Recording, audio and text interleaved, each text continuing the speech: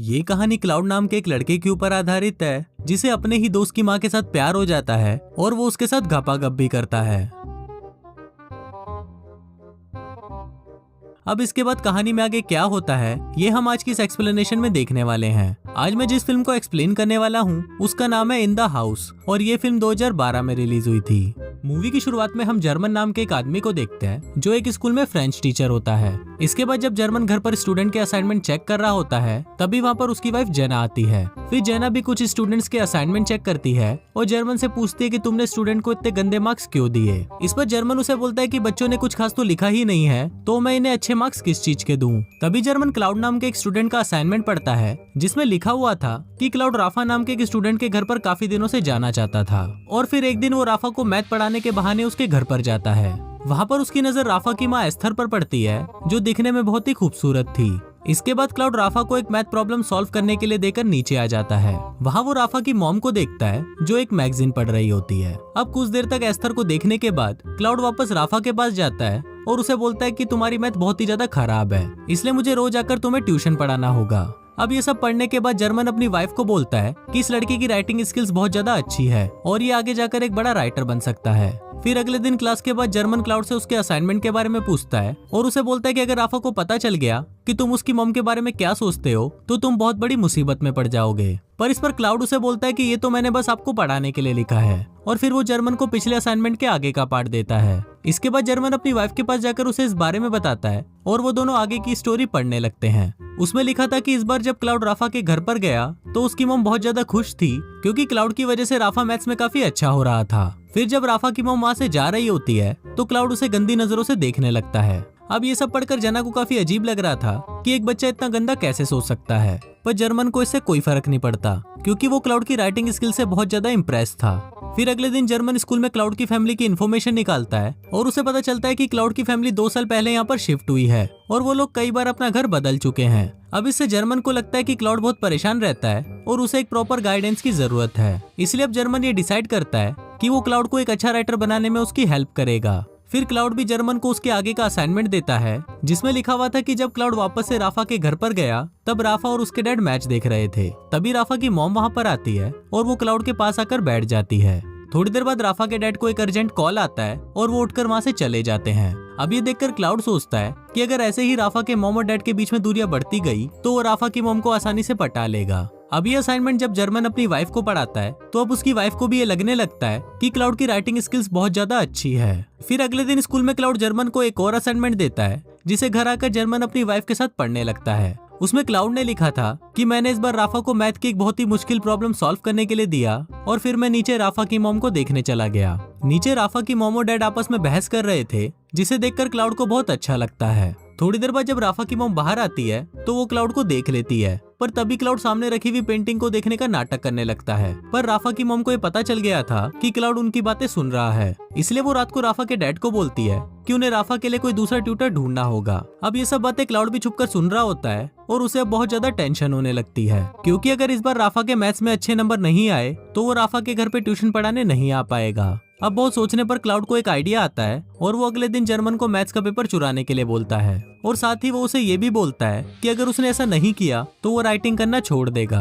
अब ये सुनकर जर्मन बहुत परेशान हो जाता है क्योंकि वो क्लाउड को एक अच्छा राइटर बनाना चाहता था, इसलिए वो क्लाउड के बोलने पर मैथ्स के पेपर चुरा लेता है और उन पेपर्स को वो क्लाउड को दे देता है। अब अगले दिन जब टेस्ट होता है तो राफा के उसमें बहुत अच्छे मार्क्स आते हैं जिसको देखकर उसके मॉम डैड को बहुत अच्छा लगता है और वो क्लाउड को राफा को ट्यूशन पढ़ाने देते हैं। इसके बाद राफा के डैड क्लाउड को उनके साथ फुटबॉल मैच खेलने के लिए बोलते हैं, पर क्लाउड उन्हें मना कर देता है क्योंकि जब वो दोनों मैच खेलने के लिए बाहर जाएंगे तो घर पर राफा की मॉम अकेली होगी जिस वजह से वो उनसे अकेले में मिल पाएगा। फिर अगले दिन जब राफा अपने डैड के साथ मैच खेलने के लिए जाता है तो क्लाउड राफा के घर पर आ जाता है। वहाँ पर राफा की मॉम अकेली थी और उनके पूछने पर क्लाउड बताता है कि वो यहाँ पर अपनी मैथ्स की बुक लेने आया है, पर जब उसकी मॉम मैथ्स की बुक को ढूंढने लगती है तो उसे वहाँ पर कोई बुक नहीं मिलती। इसके बाद क्लाउड राफा की मॉम की इयररिंग्स देखकर बोलता है कि ऐसी ही इयररिंग उसकी मॉम के पास भी थी पर वो अब इस दुनिया में नहीं है। अब ये सुनकर राफा की मॉम इमोशनल हो जाती है और फिर वो दोनों कोल्ड ड्रिंक पीकर बातें करने लगते हैं।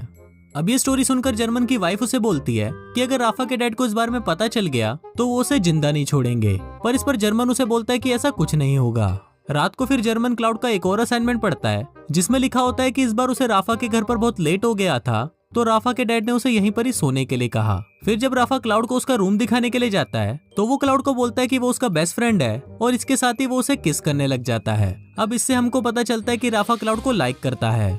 फिर जब आधी रात हो जाती है तो क्लाउड चुपके से राफा की मॉम के कमरे में जाता है और वो उसे सोते हुए देखता रहता है।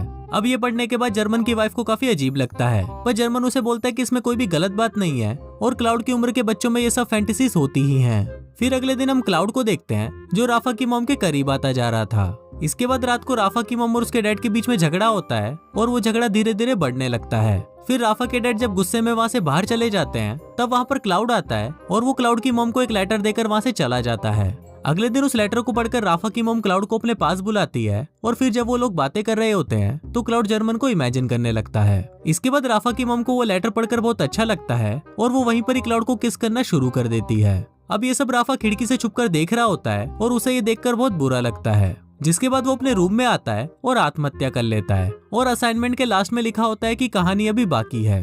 अब जब जर्मन ये सब पढ़ता है तो वो शॉक्ड हो जाता है और अब वो ये बात अपनी वाइफ को भी नहीं बता सकता था। फिर अगले दिन जब जर्मन स्कूल जाता है तो वो वहाँ पर राफा के बारे में पूछने लगता है। वहाँ उसे पता चलता है कि राफा आज स्कूल नहीं आया। अब ये जानकर जर्मन काफी परेशान हो जाता है और वो एक टीचर के पास जाकर उसे राफा के घर पर कॉल करने के लिए बोलता है। फिर जब टीचर राफा के घर पर कॉल करती है तो उसे पता चलता है कि राफा बीमार है, इसीलिए वो आज स्कूल नहीं आया है। अब ये सुनकर जर्मन को थोड़ा अच्छा फील होता है और फिर वो क्लाउड से पूछता है कि आज तुमने असाइनमेंट में झूठ क्यों लिखा। इस पर क्लाउड उसे बताता है कि ऐसा उसने इसलिए किया क्योंकि वो कहानी को थोड़ा और इंटरेस्टिंग बनाना चाहता था। अब जर्मन को भी ये लगने लगा था कि अगर राफा को ये सब पता चल गया तो वो सच में आत्महत्या कर लेगा, इसलिए वो क्लाउड को ये सब लिखना बंद करने को बोलता है। पर क्लाउड उसे मना कर देता है और बोलता है कि अब मैं लिखना बंद नहीं कर सकता। अभी सुनकर जर्मन उसे बोलता है कि ठीक है, पर अब से मैं तुम्हारी कोई स्टोरी नहीं पढ़ूंगा। अभी सुनने के बाद क्लाउड अपनी अगली स्टोरी को वहीं डस्टबिन में फेंक कर चला जाता है, पर तभी जर्मन भी अपने आप को रोक नहीं पाता और वो उस स्टोरी को डस्टबिन से निकालकर पढ़ने लगता है। उसमें लिखा था कि आज राफा के डैड बहुत उदास घर आए थे क्योंकि अब वो अपनी जॉब से बहुत ज्यादा परेशान है। तभी राफा की मॉम वहाँ पर आती है और उन्हें बताती है कि वो प्रेग्नेंट है। ये सुनकर राफा के डैड बहुत खुश हो जाते हैं, पर तभी वहाँ पर राफा आता है और उनको बोलता है कि क्लाउड अब हमारे घर नहीं आएगा और आप लोग मेरे लिए कोई दूसरा ट्यूटर ढूंढो। ये पढ़ने के बाद जर्मन क्लाउड के पास जाता है और उसे बोलता है कि अब तुम्हें राफा के घर जाना बंद कर देना चाहिए। इस पर क्लाउड भी एग्री करता है और वो जर्मन को बोलता है कि अब वो कभी नहीं लिखेगा। फिर क्लाउड जर्मन को आगे की कहानी बताता है कि आज उसकी और राफा की लड़ाई हुई थी क्योंकि उसको मेरे और उसकी मॉम के अफेयर के बारे में पता चल गया था। इसके बाद हम देखते हैं कि क्लाउड अपनी कहानी को पूरा करने के लिए राफा की मॉम के पास जाता है, पर राफा की मॉम उसका लिखा हुआ लेटर उसे वापस कर देती है। फिर क्लाउड उसे बोलता है कि हम दोनों यहाँ से कहीं दूर जा सकते हैं, पर राफा की मॉम उसे मना कर देती है क्योंकि क्लाउड उम्र में बहुत छोटा था। अब इससे क्लाउड को बहुत बुरा महसूस होता है और वो रोने लगता है। इसके बाद क्लाउड जर्मन के घर पर आता है जहाँ उसकी वाइफ जीना उसे बताती है कि जर्मन अभी घर पर नहीं है। इस पर क्लाउड उसे बोलता है कि मुझे पता है कि वो घर पर नहीं है, इसीलिए ही तो मैं यहाँ पर आया हूँ। इसके बाद हम जर्मन को देखते हैं जिसे स्कूल से निकाल दिया जाता है क्योंकि प्रिंसिपल को पता चल गया था कि उसी ने ही पेपर चुराया है। फिर जब जर्मन अपने घर पर आता है तो उसकी वाइफ उसे अगला असाइनमेंट देती है, जिससे जर्मन को पता चलता है कि क्लाउड यहाँ पर आया था। उस स्टोरी में लिखा था कि क्लाउड जीना को बताता है कि जर्मन ने उसे एक बार कहा था कि मेरी बीवी बांझ है, इसलिए हमारा बच्चा नहीं हो रहा। अभी सुनकर जीना को बहुत गुस्सा आ जाता है और वो क्लाउड के साथ ही घपाघप करने लगती है। अब ये पढ़कर जर्मन को बहुत गुस्सा आता है और वो जीना के साथ लड़ने लगता है। अब फिल्म के लास्ट सीन में हम जर्मन और क्लाउड को बात करते हुए देखते हैं। जर्मन क्लाउड को बोलता है कि मुझे विश्वास नहीं हो रहा कि जिस लड़की की वजह से मेरी जॉब गई और मेरी बीवी मुझे छोड़कर चली गई, मैं उसी लड़के से बात कर रहा हूँ। अब जर्मन की ये बात सुनकर क्लाउड हंसने लगता है और इसी के साथ ही ये फिल्म यहीं खत्म हो जाती है।